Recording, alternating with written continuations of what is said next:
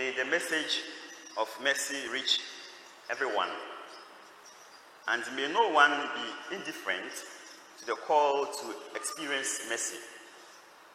I direct this invitation to conversion even more fervently to those whose behavior distances them from the grace of God.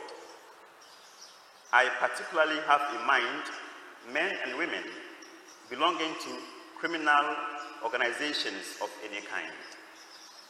For their own good, I beg them to change their lives. I ask them this in the name of the Son of God, who, though rejecting sin, never rejected the sinner. The same invitation is extended to those who either perpetrate or participate in corruption. These are some lines of the bull, the official document declaring the Jubilee of Mercy of Pope Francis, and it's number 19 of the bull. It's a very, very, very good resource material for us in this year of mercy. Please, those of us who are used to the internet, just go on the net. It is available. Bull of Mercy, it will be there. The Latin name is Misericordiae Vultus. Misericordiae Vultus. In English, the face of mercy. Jesus is the face of mercy. When you see Jesus, you meet mercy. When you see Jesus, you have seen mercy. And Jesus is the face of the Father. So if Jesus radiates the face of the Father, if Jesus is the mercy of the Father, then God himself is also mercy. This is the Jubilee of Mercy we are talking about. A time of special favor from the Lord for his church, for us to take part and to receive from him mercy to every limit, mercy to every person. In the bull, as I read to you, he mentions some people. I guess you heard them.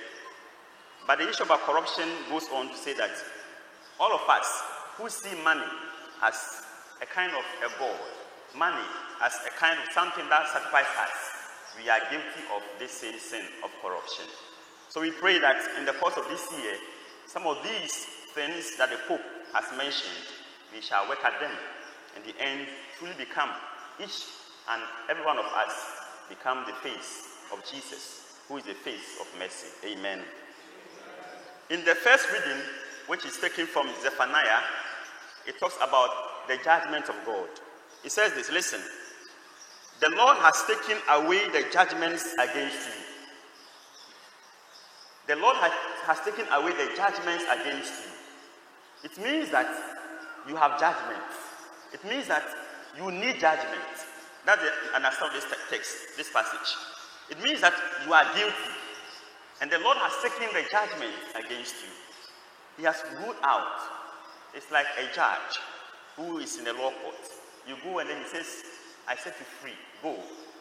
Ask him, but I'm not defending myself. Say, no, you don't need to defend yourself. I set you free.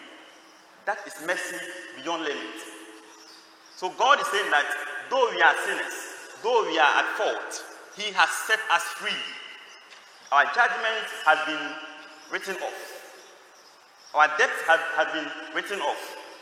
The Jubilee year, as we all know, is found in Leviticus chapter 25 and some of the verses. In Leviticus chapter 25, God talks to his people, saying that they should count 7 weeks of years. So 7 weeks of 7 years, which means 49 years. Then the 50th year should be declared a Jubilee year, a year of the Lord. And in this Jubilee year, he says that all prisoners should be set free. All slaves should be let to go back and have their freedom. All those who owe us, all those who are in debt, the debt should be cancelled. And then it goes on to say that if you have rented or even bought a land from somebody, after that 50th year, give the land back to the person. Why all this? God is saying that no one owes anybody on this earth. You don't owe any human being. Every human being is the property of God. So you don't have to live and work as if you are the Lord of that person, as if you are the master of that person. No. We are all properties of God. So the Jubilee year was set aside to remind the Israelites that what they have, their property, doesn't belong to them. If anything at all, they are just in charge. So they are supposed to give those things back to the people. Indeed, a sign that God will give us back what is ours.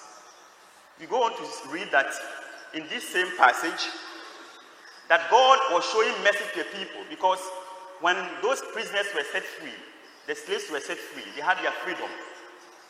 In the Jubilee year of mercy, God's mercy has come to us. That though we are sinners, though we have our own issues, he says that this year is a freedom year. This year, you don't need a special way to come to me. I have declared everybody free of his sin. So we call the year of mercy. In the year of mercy, we have what we call the Holy Door. The Holy Door is very symbolic.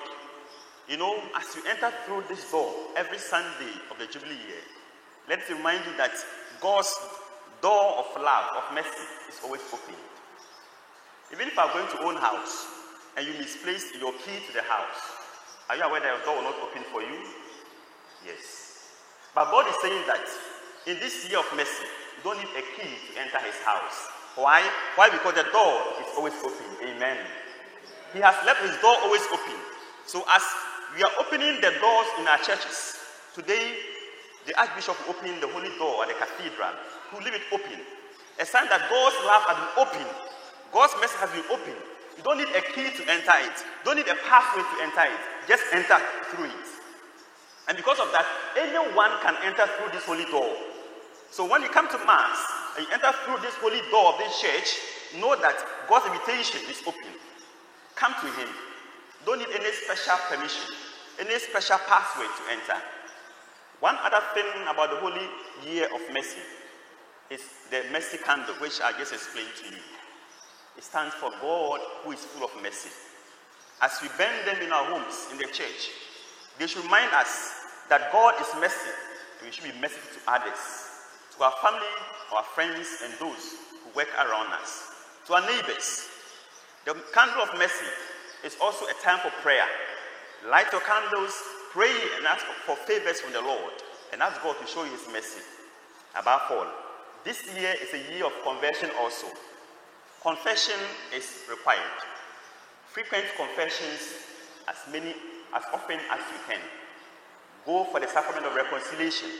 Indeed, God, who can forgive every sin and any sin, will make sure that he takes away your iniquities, my iniquities, your faults, my faults, your sins, my sins. May his mercy be abundant in this year for us, now and forever. Amen.